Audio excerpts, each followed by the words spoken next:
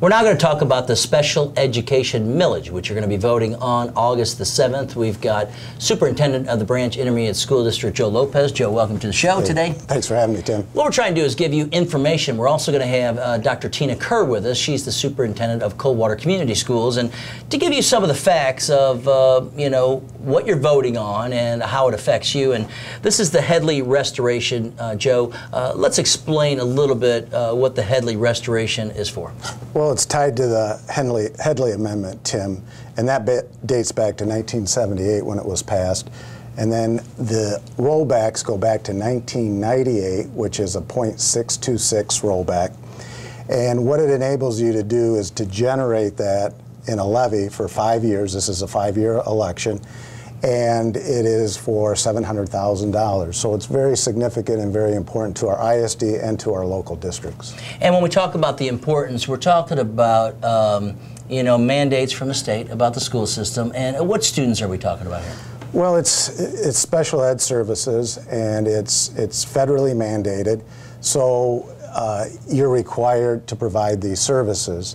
And what's concerning is if the money is reduced and there's not enough to cover these services, the local school districts are billed back.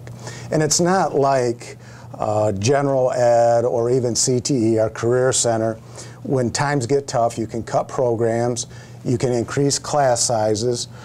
You can't do that with special education. You have requirements, class sizes can only be so big, and you can't cut the programs. So it's very challenging, and also it's an unknown. It can be very expensive. You get in certain disabilities that can be very costly. It's important to have a comfortable fund equity. Mm-hmm. Let's talk about some of the disabilities and some of the teaching environments. Are students remaining in their schools? They have a special teacher assigned to them? What are we talking about here?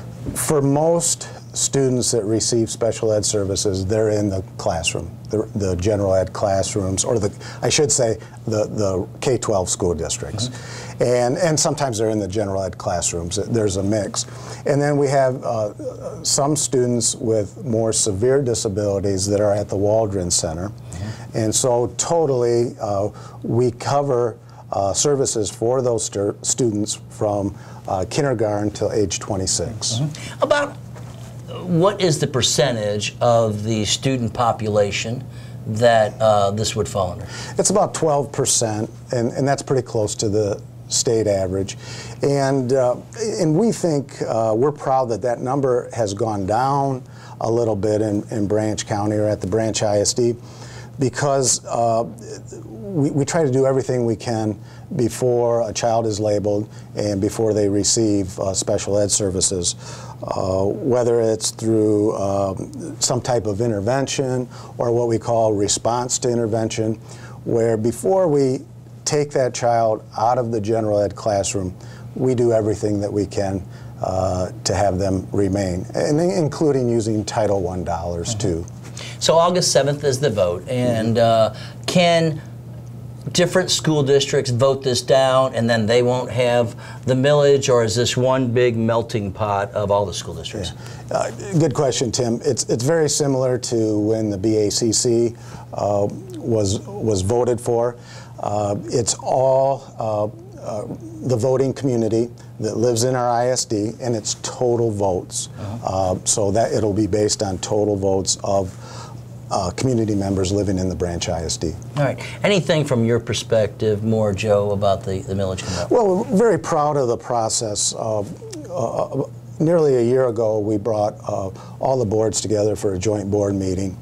And we had a facilitator, and we talked about this subject along with some other issues. And it wasn't voted on right away. The boards looked at it, studied it, a lot of discussion followed. And eventually, all the boards passed a resolution for the BISD to set the election. Originally, we were going to have the election in May, but it would have been the only issue, and because of that, there would have been a $26,000 price tag for the ISD.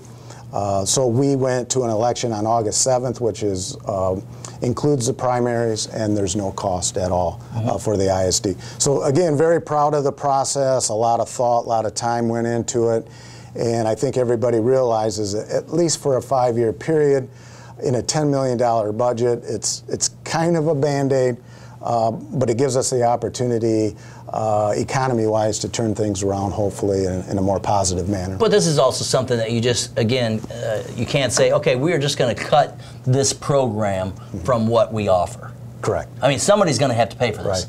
Right. You can do that in general ed, you can do that in CTE, but you can't do it for the special ed population because they're required, and rightfully so.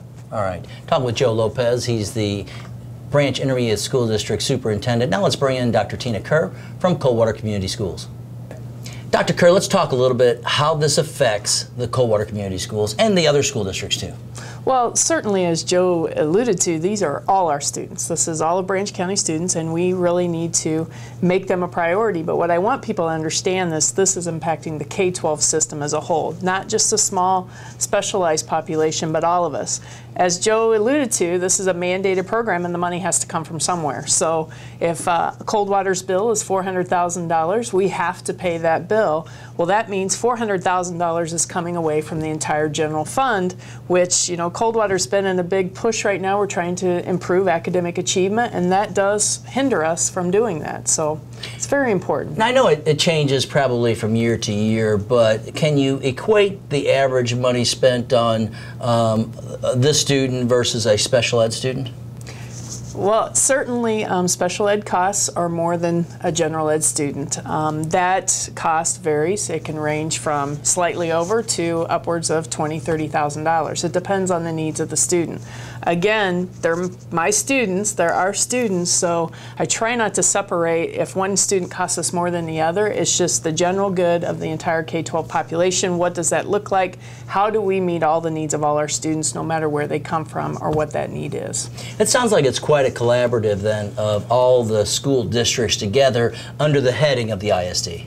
Well, it's exciting, I think, because as time goes on, I think we're going to have to do more of this. We're going to have more conversations. How can we save money? How can we consolidate services? What does that look like for Branch County? And this county is really poised to be able to do some of that, and this certainly is an issue that we need to come together on.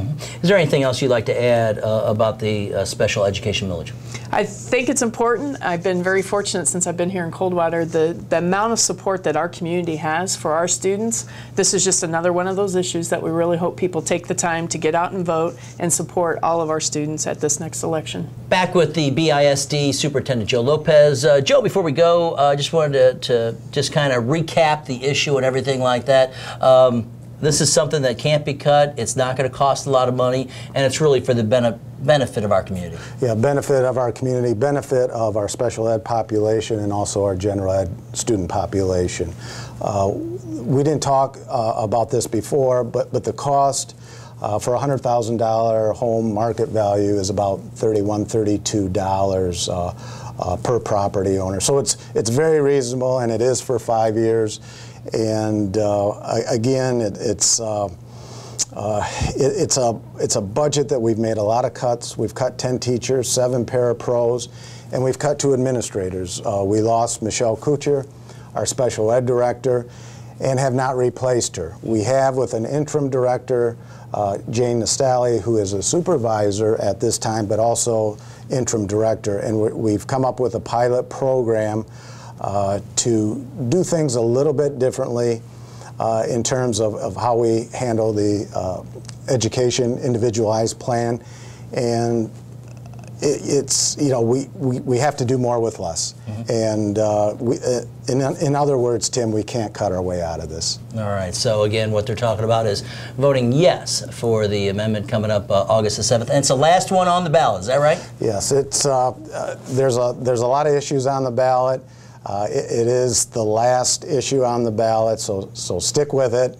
Whether you vote yes or no, make sure you go through the whole ballot and find the special ed Headley restoration issue. All right, one last thing. If I have questions, who can I call? Yeah, you can call me at my office. The number has been included, or call the local school districts, and the superintendents will be glad to answer any questions along with myself.